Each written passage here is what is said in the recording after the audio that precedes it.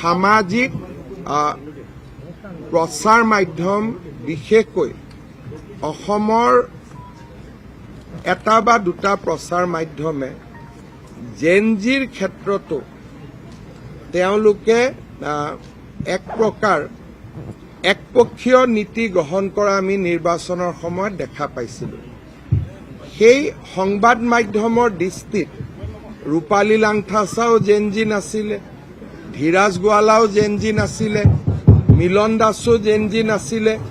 অৰ্থাৎ জেনজিৰ যেন সমগ্ৰ অধিকাৰ বিৰোধী পক্ষৰ লগতহে আছিলে, বিজেপিৰ লগত জেনজিৰ অধিকাৰেই নাছিলে।